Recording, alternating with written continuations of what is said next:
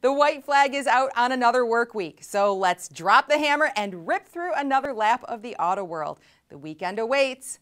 Coming up, our feature today is an exclusive interview with IndyCar and NASCAR driver Danica Patrick, so stick around for that. But first, here's what's going on. Mercedes-Benz plans a second shooting brake model to accompany the CLS Shooting Brake due out in 2012. The new model is expected to go on sale in North America in 2014. It's based on the upcoming CLC, a four-door aimed at taking on the Audi A5 Sportback and upcoming BMW 3 Series GT. Now, a shooting brake is an old term usually used to describe sporty two-door wagons. Formula One Supremo Bernie Ecclestone has confirmed that the inaugural United States Grand Prix in Austin, Texas will run in November 2012, not June as originally planned. That's a big change. Daytime highs in Austin are typically near 100 degrees in June. Not the best for drivers or spectators. November will be more comfortable. Plus, it buys the Texas promoters more time to get the racetrack finished. All right. Autoweek recently sat down with IndyCar and NASCAR driver Danica Patrick for a video interview. We had plenty to talk about. Here's a sample. So, do you still plan to wait till the IndyCar season's over to make any kind of announcement regarding your next steps? At this point in time, that seems like the likely time.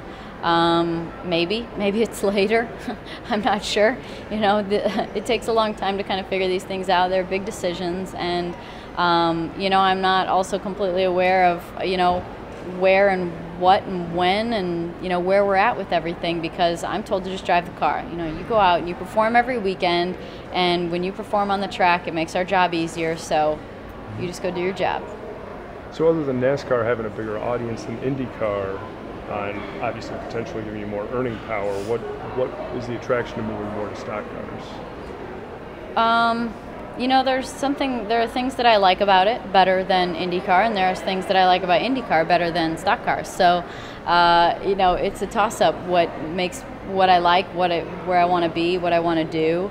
But you know, I will say one thing: I do enjoy racing the cars. I do enjoy the.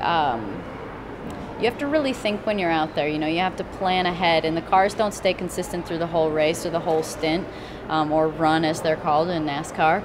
You know, you might have to take care of your equipment, and you know, those are things that, you know, involve some thinking, and you have to be smart out there. And so I like that. I've always liked that. I like that about the short ovals in IndyCar. I feel, you know, you can't just go out there and drive as hard as you want from lap 1 if you want the car that you want at lap 70. You can't do that. You can't drive 1 to 70 the same in an IndyCar at a short oval, which is like every race in a stock car, other than Talladega and Daytona.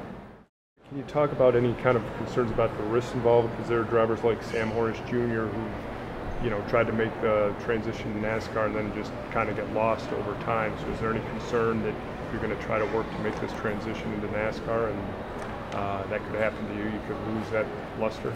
Sure. I think any time, you know, I guess it was there when I you know, said that I was going to do nationwide races last year and this year.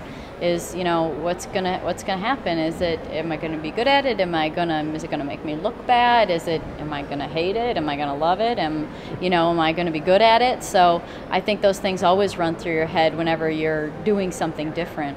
Sure. But it's always good to try new things, right? Hey, the only way that you learn and ever know and live without regrets is when you kind of try things. So, pros and cons between Indy and NASCAR. Do you have any?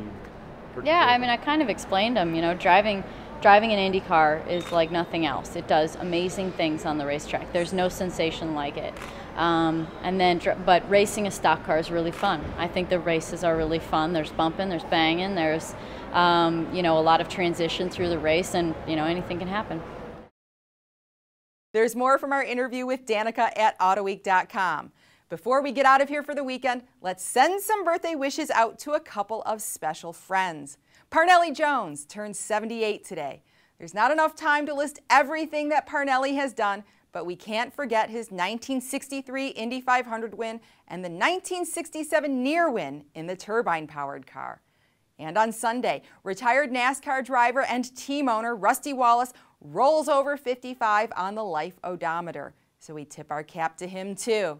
That's it for this week. Big car events in Detroit and Pebble Beach next week. So get out there this weekend and get your baby cleaned up and ready to cruise. Stay plugged in with all the car news at Autoweek.com. We'll be back on Monday. Until then, enjoy the drive.